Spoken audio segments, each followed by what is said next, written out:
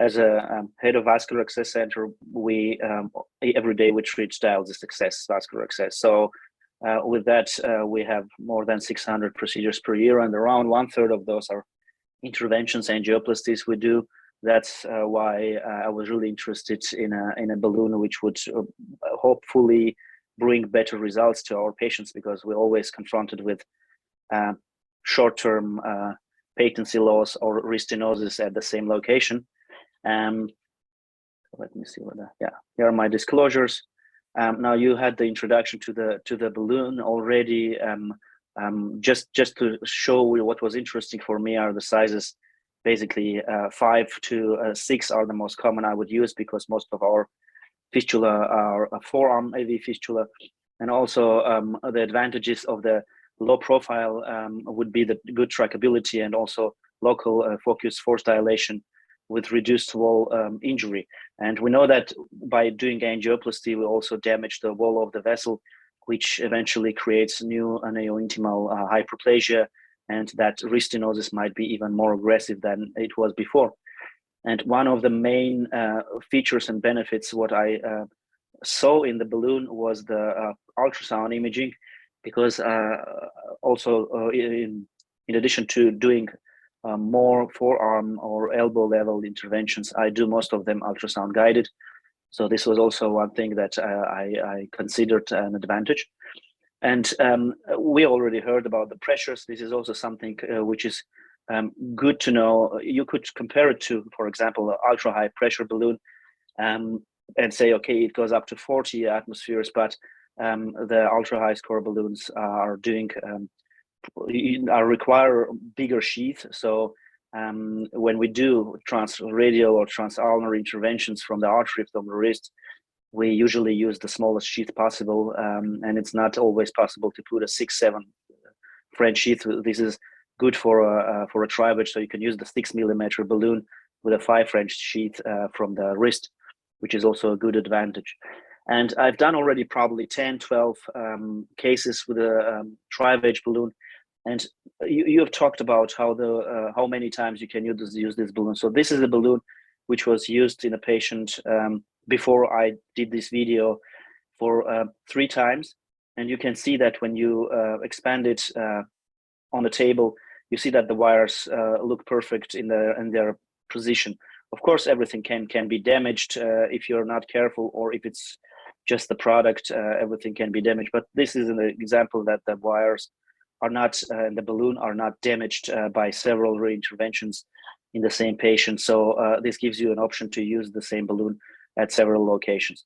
And this is an example of an ultrasound-guided intervention. This is a snuff box AV fistula, which has a really tight, high-grade stenosis. You can see it in the middle of the image here. This is the stenosis, which led to dysfunction of the fistula. Here is an example of B flow, where you can identify how low the flow goes through that lesion. I don't like or use so many times the color code because of the artifacts, so you usually underestimate or overestimate the stenosis. And then here is the ultrasound guided cannulation of the branch at the median cubital vein with a needle. So like I said, I prefer most of the times, if it's possible, to use ultrasound guidance only. And you can see that we advance with a needle and then with a wire through that vein towards, this is the perforating vein. So we go from the median cubital vein, which was non-dominant. That's why I decided to use it with a small sheath towards the lesion. And this is the wire for the sheath. And then we introduce the wire towards the lesion. This is after the sheath was in, I confirmed that I was in the lumen by heparinizing the fistula. And then I decided to take a 6mm times 40 Tri-Wedge balloon. I had a 5 French sheath because of the size of the vein. And then you can clearly see when you introduce the balloon how good you can see the tip of the balloon. So I say my ultrasound images are much better than Leo showed. And then you can see there is the parallel wire because the first wire from the sheath is still in. And then we advance with this is a Terumo glide wire. So it is sufficient with this non-compliant balloon to use the Terumo glide wire to introduce the Tri-Wedge balloon. It sticks to a valve here, so I have to work a little bit around and then eventually the tip of the wire bends, which makes it easier to proceed. And then we reach the lesion. And this was a distal forearm region. And now we're stuck in front of the lesion. And by just trying and turning the balloon, so I didn't use a catheter here to advance through the lesion. I used the balloon, and you can see that I'm in the lesion already and how high grade it looks. So eventually I got lucky and I got through with the wire, and then the rest was just doing the angioplasty. So the wire was kept to the anastomosis level. I didn't want to go through the distal radial artery into the hand.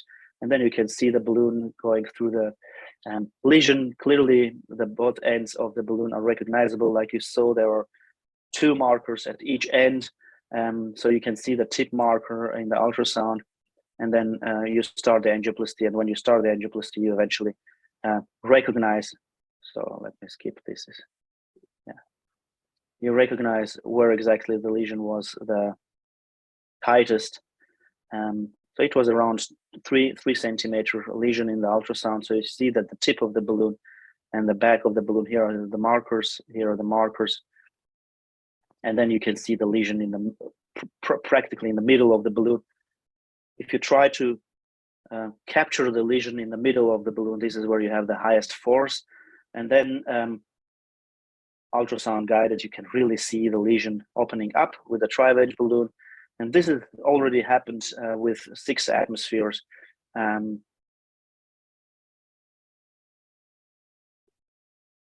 So you can try to identify the wires, the scores around the balloon. I usually don't stop here at 6 atmosphere. I try to go up to the burst pressure with the balloon to have the highest effect on the lesion. And here I keep the balloon for 3 minutes every time. And here in the transverse mode, you can see clearly the scores on each side where they were. So, and then the tip coming together. This is a stasis in the vein distal to that. So basically really good identifiable with an ultrasound. And then after angioplasty, you can appreciate an excellent result. You see the B flow fills the whole vein with an ultrasound contrast image without any black spots, which is a sign that everything was good. At the end, flow measurement with 570, so it was a non-mature snuff box, which is sufficient for this case. And at the end, you decide whether you use a drug coating balloon to apply it to the lesion or not. Yeah, this was my talk. Thank you very much again, and I will be happy to answer questions. Thanks, Robert, for your very nice case. I think let's start the ball rolling. Do we have any question from the audience? Michelle? I see a lot of questions, but sadly I can't understand them, so you have to translate it. Okay, let me check. For this scoring, for Tri-Wedge scoring balloon, when we will do it for the pre-dilatation for DCD or other devices, and after that, do you need any other normal balloon for the dilatation? No, so sometimes it's difficult to choose the right size of the balloon, right? So sometimes the lesion tight, and sometimes the interventionalist, whether it's a surgeon like me, or a radiologist or nephrologist, are more careful and start with a smaller balloon and then eventually increase the balloon sizes. So based on my experience, I decided to use a 6 millimeter balloon here because of the size of the vein peripheral to the lesion. And since it was good enough and the result was good enough comparing to the rest of the vein, the size of the lesion after dilatation looked similar. I didn't require another bigger balloon to post-dilate. But you don't need a same size balloon to post-dilate because usual balloons, depending on the balloon, also the usual POBA, they don't go higher than 20 atmosphere for that size of the balloons, except of the ultra high pressure balloons. So you wouldn't gain anything more with the same size balloon unless you use a high pressure balloon. and I increased the size with 1 millimeter when I used DCB to kind of have that drug better contact with the lesion. So I didn't require to post dilate the lesion because of the scoring balloon size and type. Perfect. Thank you. Yeah, no more questions. I do have my own question actually to Robert. I mean, we do some, scoring balloon for our ABF as well. I mean, in fact, we are doing a study now. We find that there is some difficulty to fully efface in some patients. In fact, some of them we have to resort to ultra high pressure balloon because the Tri-Wedge can't efface it. So I didn't have any cases from what I've done that I couldn't expand the balloon completely in the lesion. Like yesterday, I did an angioplasty of an endo-AV fistula at the ulnar vein and the perforating vein region where it was a really high-grade stenosis, and that 6 millimeter Tri-Wedge also expanded completely under, I think, 16 atmosphere already. So I haven't seen any cases. Eventually, you will have a case where your normal balloon or your scoring balloon will probably not be enough. Is it the size of the balloon? Is it the length of the balloon? Or is it how tight the lesion is?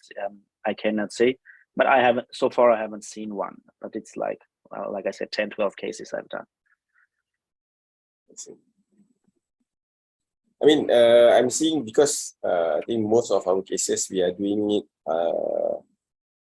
fluoroscopy guided rather than ultrasound guided, but I'm seeing you are doing mainly ultrasound, and then you can actually see the cutting, or not the cutting, the scoring wires actually maybe at a certain clock configuration. So, I mean, can we use it like a cutting balloon where we adjust it in the ultrasound and then maybe we inflate it again and then you cut at the different clock configuration? Yeah, I would. Yeah. I would also do that. If the effect is not good enough, I would use the transverse mode, because that was the easiest way to see the scores, and then turn the balloon a little bit so the scores will have another position to add an effect at a different location of that lesion. Yeah. Would it actually improve the, drug absorption ability if you do that?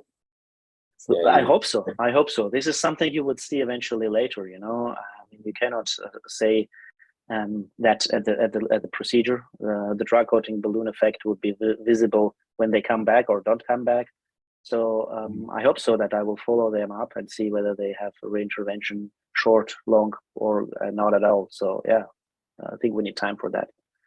But that's the theory. Yeah. Excellent, excellent.